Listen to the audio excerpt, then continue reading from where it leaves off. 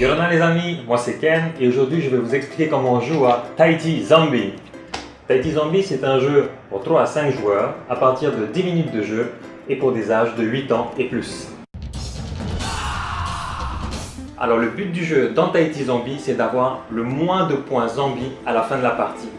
Il y aura 12 zombies dans la pioche allant de force 2 à la force 9. Et donc, vous l'aurez compris, l'objectif c'est de se débarrasser de ces zombies, soit en les refilant à ses amis, soit en les remettant dans la pioche. Je commence par retirer toutes les cartes zombies des cartes action et je distribue 5 cartes action à chaque joueur.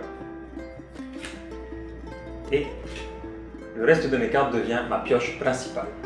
À cette pioche principale, je vais rajouter 12 zombies qui sont prélevés au hasard et que je vais remettre dans la pioche principale. Le reste des zombies va sur le côté et ne sont pas utilisés pendant le jeu. Je mélange mes 12 zombies et ma pioche principale et je la mets au milieu. Le joueur désigné commence et l'on tourne dans le sens des aiguilles d'une montre. Alors un tour de jeu commence par une phase d'action, c'est-à-dire que j'ai le choix de jouer une carte action de ma main ou plusieurs. Je peux aussi également choisir de ne jouer aucune carte. Et dans tous les cas, je dois terminer mon tour en piochant une carte. Car dans Tahiti Zombie, on termine son tour en piochant une carte. Je choisis de ne pas jouer de carte d'action et je pioche. Si je pioche une carte d'action, je ne la révèle à personne, je la garde avec moi. Et c'est ainsi au tour du joueur suivant de jouer. Par contre, si je pioche un zombie, je le révèle immédiatement et je le place devant moi face découvert.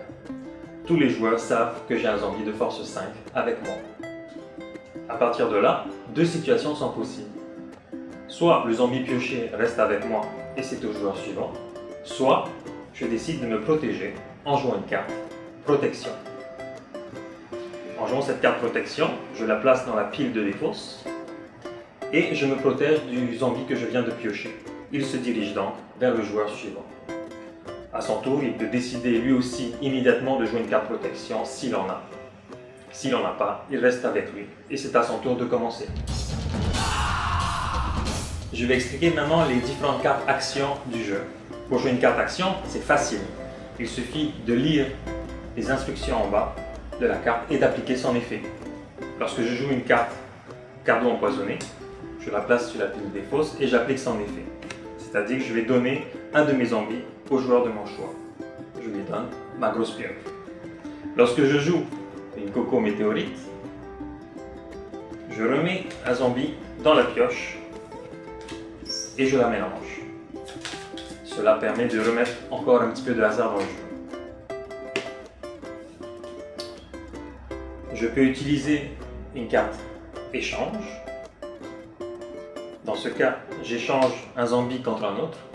Ce qui est avantageux, c'est évidemment de prendre un plus petit zombie. Je peux également jouer une carte trésor. Celle-ci me permet d'aller chercher au hasard une carte dans la main d'un joueur. En général, c'est souvent toujours des bonnes cartes. Je peux jouer une carte attaque. La carte attaque force un joueur à piocher 2 cartes. Alors nous vous conseillons de piocher une par une, car si vous piochez un zombie, vous avez le choix de jouer une carte protection ou pas.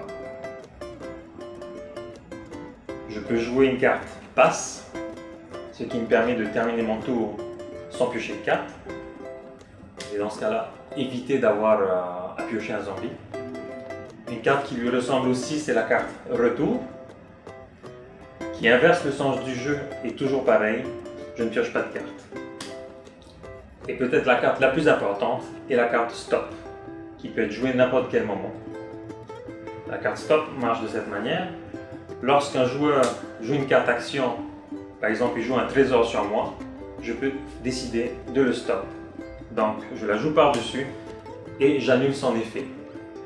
Les deux cartes sont ainsi dans la phase de défausse et le trésor n'est pas appliqué. Ce qu'il faut savoir, c'est que la carte stop peut arrêter n'importe quelle carte action. Elle ne peut pas arrêter par contre la carte protection. Le tiki magique est instoppable.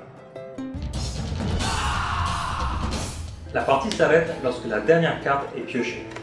Lorsque la dernière carte du jeu est piochée, les cartes actions ne peuvent plus être jouées et c'est la fin de la partie. Chaque joueur comptabilise alors ses points. Celui qui a le moins de points zombies a gagné cette partie. Évidemment, chaque joueur veut sa revanche.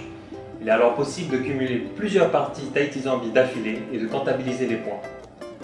Le premier qui arrive à 100 points a perdu et celui qui a le moins de points zombies est déclaré le méga boss. Alors, à vous de jouer!